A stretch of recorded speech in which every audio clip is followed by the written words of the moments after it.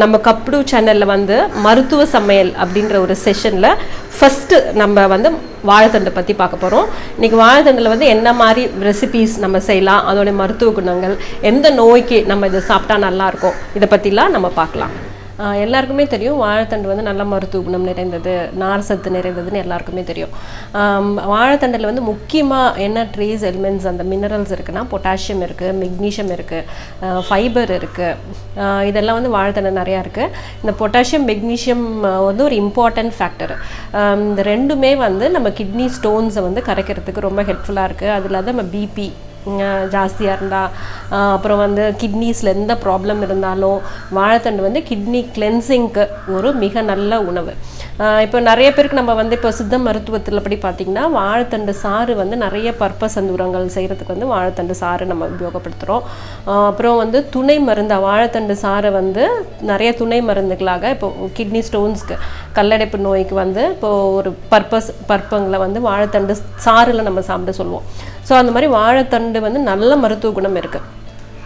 அதே டைமில் நம்ம வாழைத்தண்டு வந்து ரொம்ப வந்து அதிகமாக டெய்லி இப்போ நிறைய பேர் வெயிட் லாஸ் இருக்கிறவங்களுக்கோ, இப்போ கல்லடைப்பு இருக்குது அப்படின்னு நினைக்கிறவங்களோ டெய்லி வந்து வாழைத்தண்டு சாரை நம்ம வந்து கண்டினியூஸாக குடிச்சிட்டே இருக்கக்கூடாது.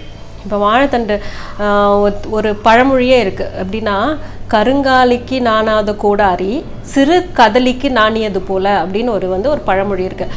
அது கருங்காலின்றது வந்து ரொம்ப ஒரு பவர்ஃபுல்லான மரம். அதை வெட்டுற கோடாலி வந்து ஈஸியாக வெட்டிட்டு போய்டும் அந்த கோடாலி.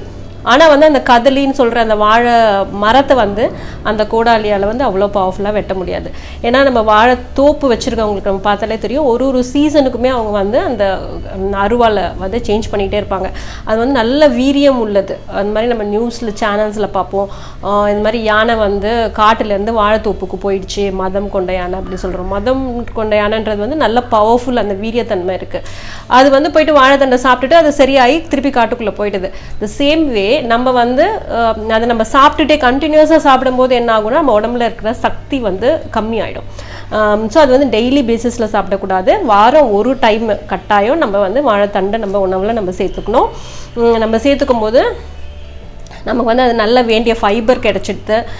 அப்புறம் அதில் உள்ள ட்ரேஸ் எலிமெண்ட்ஸ் இருக்கிறதால வந்து கிட்னியில் வந்து ஸ்டோன்ஸ் ஃபார்ம் ஆகாத நமக்கு வந்து ஹெல்ப்ஃபுல்லாக இருக்குது. யூரினரி ட்ராக்ட் இன்ஃபெக்ஷன்ஸ்க்கு இது மிக நல்ல மருந்து, வெயிட் லாஸ்க்கு நல்ல மருந்து. இது மாதிரி சுகரை வந்து குறைக்கிற தன்மை வாழைத்தண்டுக்கு இருக்குது.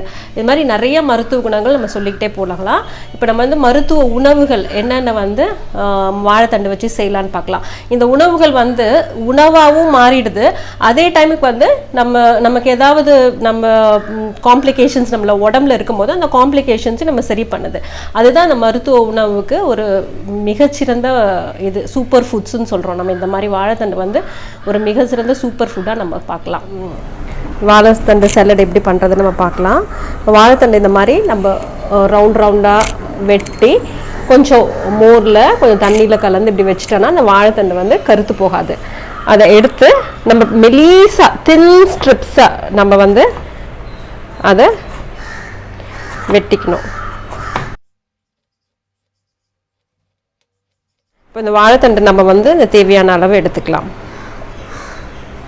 இது வந்து நம்ம பாசிப்பருப்பு வந்து நம்ம ஊற வச்சுருக்கோம். இந்த பாசிப்பருப்பு வந்து நமக்கு எல்லாருக்குமே தெரியும், நல்ல புரத சத்து நிறைஞ்சது, ஈஸியாக டைஜஸ்ட் ஆகக்கூடியது. நம்ம பாசிப்பருப்பு ஊற வச்சதை இந்த வாழைத்தண்டோட மிக்ஸ் பண்ணிக்கலாம். ரொம்ப கம்மியாக அதுக்கு வந்து சால்ட் போட்டால் போதும். தேவையான அளவுக்கு சால்ட் போட்டுக்கோங்க. சால்ட் போடலைன்னா கூட பரவாயில்ல, ஒன்றும் பிரச்சனை இல்லை. அவங்க டேஸ்ட்டுக்கு தகுந்த மாதிரி போட்டுக்கலாம். இதில் வந்து நம்ம ஒரு ஸ்பூன் தேங்காய் துருவலை நம்ம ஆட் பண்ணிக்கலாம். இதில் கொஞ்சமாக நம்ம வந்து மிளகு ஜீரகம் பொடி ஆட் பண்ணிக்கலாம். இப்போ சீரக பொடி ஒரு அரை தேக்கரண்டி,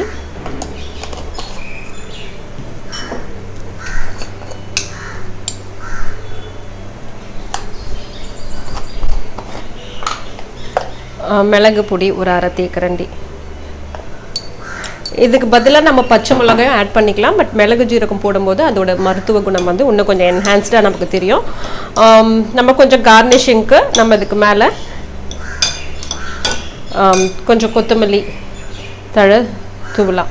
இப்போ வந்து உங்களுக்கு ரொம்ப நிமிஷத்தில் குக் பண்ணாதபடிக்கு நம்ம ஈஸியான ஒரு சாலட் வந்து ரெடி ஆயிடுச்சு. இப்போது இந்த சாலட் வந்து வெயிட் லாஸ், நம்ம வந்து நிறைய பேருக்கு வந்து எடை குறைப்பு அப்படின்றது வந்து ரொம்ப அதிகமாக எல்லாரும் நம்ம விரும்புகிறோம். எடை வந்து நல்லா ஸ்லிம்மாக, அவங்களுக்கு வந்து இது ஒரு நல்ல ஒரு உணவு.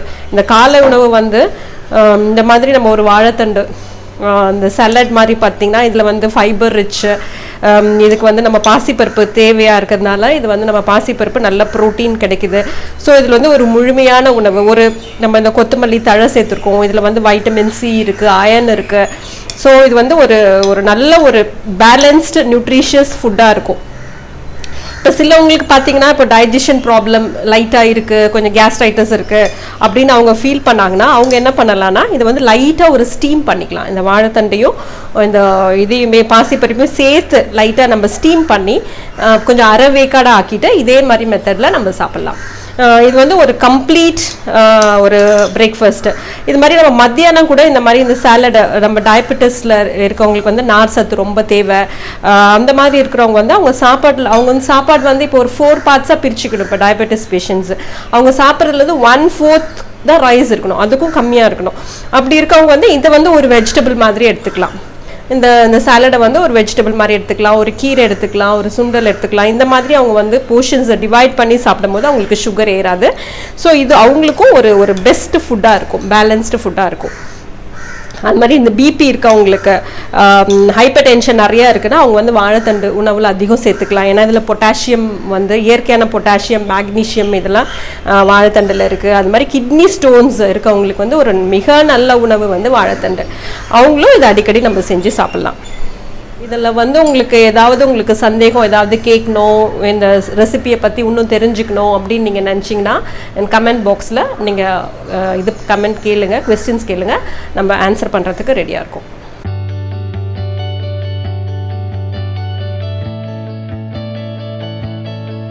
இந்த வீடியோ உங்களுக்கு பிடிச்சிருந்ததுன்னா லைக் பண்ணுங்கள், உங்கள் ஃப்ரெண்ட்ஸுங்களுக்கு ஷேர் பண்ணுங்கள், சப்ஸ்கிரைப் பண்ணுங்கள். மறக்காமல் பக்கத்தில் இருக்கிற பெல் பட்டனையும் ப்ரெஸ் பண்ணி விட்டுருங்க. ஏன்னா இது போன்ற வீடியோக்கள் வந்து உங்களுக்கு தவறாமல் கிடைக்கும். மீண்டும் சந்திப்போம். நன்றி, வணக்கம்.